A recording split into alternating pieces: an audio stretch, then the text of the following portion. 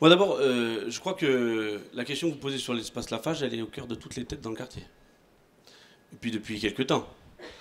Mais l'espace Lafarge, c'est sûrement l'exemple le plus criant de situations qui se sont enquistées dans le temps. Enquistées dans le mode de gestion, mais enquistées aussi dans le mode de fonctionnement des associations.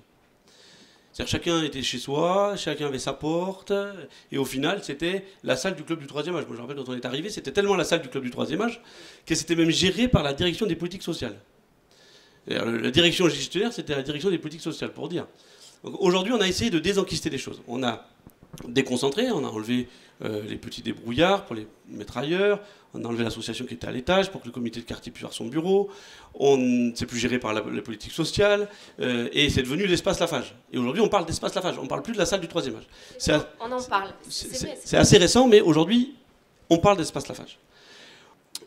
Il faut qu'on ait le débat avec le comité de quartier, avec la population. Parce que moi, je ne crois pas qu'il faille repousser la question de l'Oasis. Je ne dis pas que c'est la solution. Je dis juste que dans les débats qu'on a dans le quartier, on nous pose la question du coin là autour de l'Oasis, l'ouverture avec EDF sur l'avenue, la pointe, etc. Une logique de cœur de quartier. Une logique de cœur de quartier, ça veut dire quelque chose. Donc, le cœur de quartier, il ne peut pas y en avoir un tous les 200 mètres. Bon, donc il y a un enjeu. Je pense que les choses peuvent être complémentaires. Mais il faut qu'on sache où est l'équipement central, de où est une salle de quartier qui est peut-être annexe à l'équipement central. Et donc là, il y a un choix à faire.